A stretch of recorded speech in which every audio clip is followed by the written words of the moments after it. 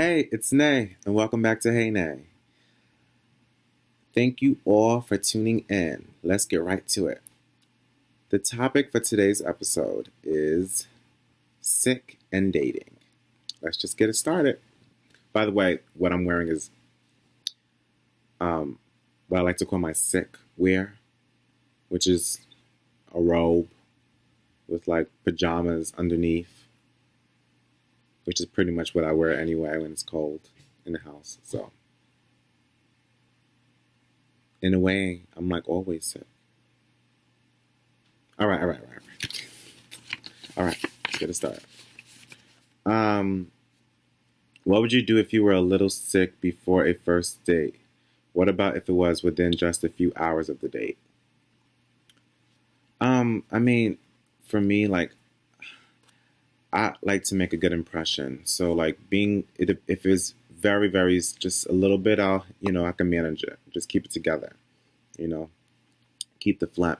Don't get phlegmy. Just keep it. And you can even say, hey, I'm a little sick, but just so that the other person's also aware. So like if you're getting like a tissue to rub up your nose or whatever, blah blah, they understand. Um,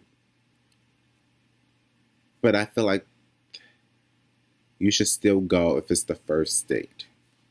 If you're a little sick, you should still go if it's the first date because it shows that just you're serious and that you really want to spend time with this person or meet this person or get to know this person. Um, if it's a later on date, like a third or fourth date, that's fine to cancel. It's fine to um, come up with another time. What would you do if your date was sick on the first date and canceled? Would you think that they were lying or had cold feet? Absolutely. I would completely think that they were lying or that they did have cold feet. Um, I have learned that if people cancel without coming up with an alternative time, that means that they're not necessarily interested in meeting you. So, if, Kate and Bobby, okay, so, you know, Kate says to Bobby, hey, Bobby, I'm not really feeling well. You know, I don't think I'm going to make it today. So Bobby's like, okay, well, I hope you feel better. Kate should not leave it like that or say, thank you for understanding. She should say more than that. She should say, hopefully we can try to do this again next week. Or hopefully it'll pass in 2 days. Let's see what happens. Prompting for another time. That to me is believable. Now, I believe you're sick. I believe that you still want to meet with me because you're trying to still make an alternative time. If you do not do that, then it's like what's really going on here? Because this to me it sounds like games, and I don't play games. So I think if they don't suggest a time, then they're lying or have cold feet.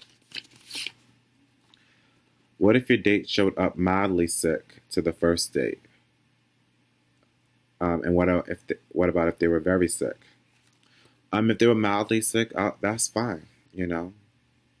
Nothing. A lot of things don't necessarily need to happen on a date or every single date. I hope you get what I'm saying when I say that. So, nothing extraordinary has to happen. Just casual conversation and getting to know each other is fine. Or if you're doing a certain activity, just do the activity. It doesn't necessarily have to be this elaborate thing. Dates are not weddings. Like you're not going all out. You don't necessarily need to go all out. It's not needed. It's part of courting. It's part of relationships. It's part of just building. So, mildly sick is fine. Very sick, I want you to stay home. We can try to do something else, or we can talk over the phone. You know what I mean? Something like that. Um, some people will even bring like soup or something to the person. That's totally fine if that person is easily accessible or that person is willing to have you come over, but you don't want to get sick either. So, weigh your costs. Okay. How sick would your significant other need to be for you to avoid being around them or close to them. For me, you could just be a little sick, and I do not want to be near you. Sorry, I just can't do it. Let me tell you something.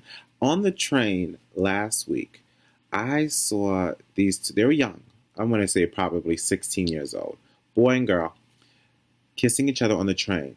First of all, this train is crowded. So, you know, the whole PDA, watch PDA and dating if you want, if you know what I'm thinking right now. But anyway, so they're making out and kissing, blah blah blah. And because I was standing next to, like, to the right of their seats, because they were sitting down doing it. All right. Anyway, so the girl, they stopped kissing. The girl's like coughing, and she's like, and she's like rubbing her nose, and then they went back to kissing, and I was like, what? No, that is disgusting. Okay, that is absolutely disgusting. That is repulsive. Okay, I do not approve of that. I don't care who you are. No, that is nasty. Who does that? That, like, who does, like, think about it. Who, that is disgusting. You don't start kissing each other. Ew, after all that, phlegm back all up in the thing, all sniffles, snot probably drooling. I can't. I just can't even. I don't know. I was just like so dumbfounded when I saw that. I was like, is this real?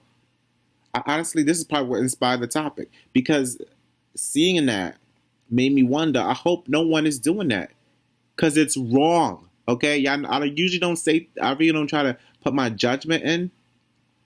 You know, I don't try not to let my judgment overcome everyone else's thoughts. But if you're doing it, it's wrong. It is wrong. Absolutely wrong. Please do not do that. That is nasty. It's not even cute. It's not romantic. It's not showing your affection. It's disgusting. You crossed a line, okay? Now you need to back cross that line, and it's like, okay, let's stop kissing for now. You know, or wash your face, wash your mouth, do something, clean your nose, do something before you start getting back into that, okay? Because that is disgusting. I hope we understand that. Disgusting. That's ratchet behavior for relationships. We cannot do that, okay? Boy, I'm sorry. I know I kind of went off a little bit, but I just can't be, I can't, isn't that just the, oh my gosh, I can't even get that thought out my head, because I was just so caught off guard. That is nasty.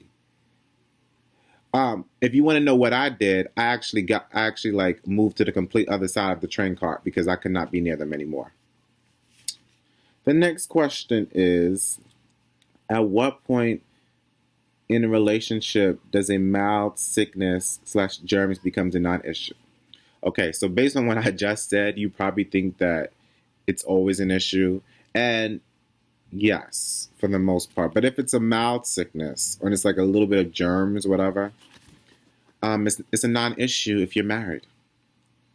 If you're married, if you're living together, cohabitating, it's a non-issue, because it's gonna happen no matter what. So it's sort of like having, your siblings, or having kids and things like that. If they're sick, you're not gonna like completely be away from them, and you just deal with it. It's pretty much a non-issue. You just try to help them get better, and that's it. So that's nothing to like really worry about. So definitely when you're married, especially because the vow says in sickness and in health. Come on, we're not just saying these words. Let's mean them, right? Sickness and in health, right there. Non-issue. You vowed it. Cool. Cool. That's it for the questions. I just want to thank you guys for continuously watching. I know it probably looks very dark because of my robe is like black and everything. But this is my sickness wear. Please stay warm if you're on the if you're in the Northeast, because it's really, really cold lately.